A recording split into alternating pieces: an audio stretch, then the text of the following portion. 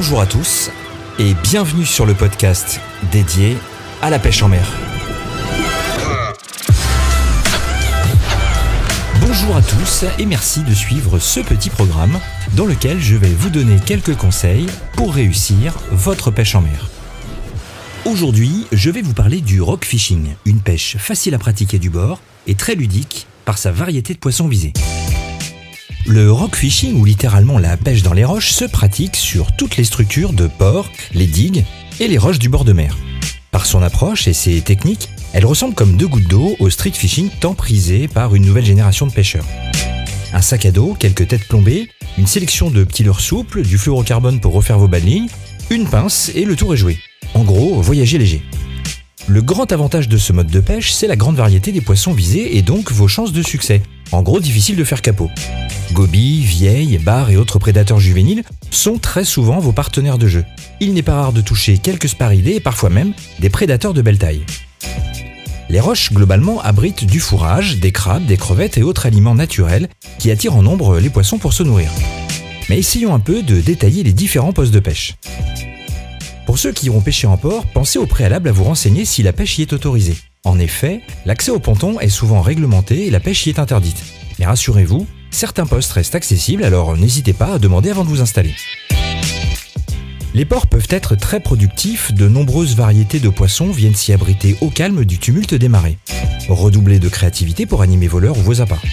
Les digues, ou les enrochements, abritent eux aussi une grande variété de petits poissons et pas que. N'hésitez pas à pêcher à quelques mètres du bord, il n'est pas toujours utile de lancer loin. Il n'y a pas à proprement parler de bons moments pour la pêche en rock fishing. Bien sûr, si la mer est démontée, ne vous mettez pas en danger et surveillez bien l'évolution du niveau d'eau. Je vous remets en haut à droite la vidéo explicative pour tout comprendre et éviter de vous faire piéger. Choisissez des conditions favorables vous permettant d'évoluer sur des structures rocheuses sans glisser et de prospecter chaque trou et tous les endroits où le poisson pourrait s'abriter. Pensez également que l'éclairage des ports vous permet souvent d'y accéder la nuit et pêcher en toute tranquillité loin des foules de la journée. Côté matos, un équipement simple est souvent plus efficace et plus ludique. Une canne de 1,80 m à 2,40 m avec une bonne sensibilité vous donnera de grandes satisfactions. D'une puissance idéale en 2-10 grammes, c'est le moment de recycler vos cannes à truite. Pour votre moulinet, c'est pareil, pas besoin d'un gros taillant, une taille maximum de 2500, sa capacité sera amplement suffisante pour tous vos combats. Côté fil, pour plus de sensations, je vous recommande une tresse entre 8 et 12 centièmes.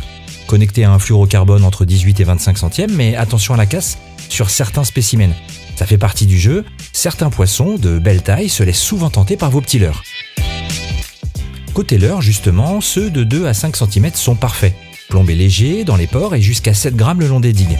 Créatures, leurre souple, shad, slug, finesse, tout est bon. Vous pouvez également pêcher en drop shot avec 1 voire 2 hameçons pour optimiser vos chances de capture.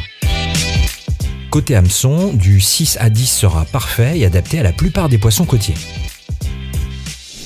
Le rock fishing est une pêche ludique et facile à mettre en œuvre, nécessitant que peu de matériel, elle est très accessible et peut se pratiquer toute l'année.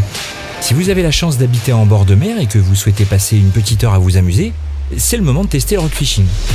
J'espère que tous ces conseils vous permettront de prendre beaucoup de poissons et de vous amuser au bord de l'eau. Évidemment, adoptez un comportement citoyen et ne laissez pas de déchets derrière vous. J'espère vous avoir aidé à aborder ce moment de la bonne manière, alors maintenant, c'est à vous de jouer. Si ce programme vous a plu, n'hésitez pas à le partager autour de vous et à me laisser un commentaire. On se retrouve ici très vite pour un nouveau conseil de pêche. Je vous dis à bientôt. Allez, ciao!